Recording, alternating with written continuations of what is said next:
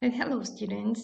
That I'm a teacher of Bukhara State University, Kendjayeva G, and today we'll continue the lesson connected with a strong and weak form of the words. Let's see that phonetics, how to differentiate strong and weak form of the words. Let's see in details. Okay, that first of all, that English words are stressed when speaking, and stressed words they are the strong form of the words that we can call like a stressed.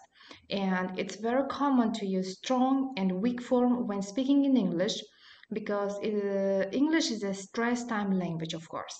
It means you stress on contact words such as nouns, principal verbs, while structure words such as helping words, conjunctions, prepositions, and etc. And they are not stressed. But using proper strong form and weak form can help you to speak English more fluently. That you can see that, like an example, that here these two sentences with a stressed words, which is in a bold. For example, that she can play violin. You see that here the word can is stressed. We are showing the ability of the person, or that Mary is from Chicago. That here the stressed form is from that in this case the words like can and is from that are weak forms. The weak form change the word to a sound. That how you will pronounce this word. Like as a strong form we should pronounce it like can. As a weakened form we should use it like can. Or that is from is a strong form, and as from, you see, this is a weakened form. Can as strong form, can is a weakened form. You see the difference is can and can. That from and from, they are the differences between these words. Below some function words that you can remember. What kind of words we can use in a weakened form? They are maybe auxiliary verbs like am, are, be, been, can, could, do, does, has, had, shall, should, was, were, would. Prepositions at, for, from, of, to. Pronouns like he, her, him, his, me, she, them, us, we, you. Conjunctions like for, and, but, or, then, that. Participles to like articles a, the, and an. Function words have both strong and weak forms in English. A lot of function words have both strong and weak forms. But as a rule, the weak form turns to the vowel to the muted. For example, take a look at this sentence and you will see that there is a strong form. It is the, that when stands before the vowel. They have bought the apples. You see, this is a strong form, and weak form that is there. I dislike the man. You see, the man, that is a weakened form. Another example with a but. The strong form it is but. Stress on the contrast. I'm but a fool. You see the but here, the strong, and weak form is bad. That his girlfriend is very beautiful, but is not enough intelligent. You see the differences but and but. Another example is that. As a strong form, we will pronounce it like that. As a demonstrative pronoun or adjective, that is Tom's car. You see, that is Tom's car. As a weakened form, this is that. As a relative pronoun, I think that we should improve quality of services a lot. The next example is does. As a strong form, we should pronounce it like does. Stress on the verb of the action. She does hope for interview next week. As a weekend form, this is does. As a helping word, of course. Does she work as a teacher? You see, does she work? Does and does. The next example is him and her. Let's see the differences between strong and weak forms. This girl was sent to him, not to his wife.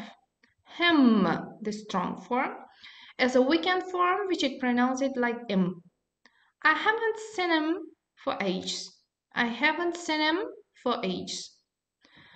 Her, as a strong form, it is her. He loves her, but not other girls. As a weakened form, this is him. Her mother is still young. Her mother is still young. The next word is for. Like a strong form, it is for. Like a weakened form is fa. A good job is what I look for. And example in the weakened form, I'm looking for a job. I'm looking for a job. The strong form as the next example is at. What are you looking at? It is a strong form, and as a weak form, it's at. I'll meet you at the station. I'll meet you at the station. Almost it's impossible to hear even the word at here. Okay, the how strong form and weak form are used in everyday English conversation. The weak form is usually used in everyday English conversation, of course, especially when speaking fast. In a regular fast speech, the rapid speech, we mostly use the weakened form. But there are many situations you have to speak in a strong form for the followings that stand at the end of the sentence.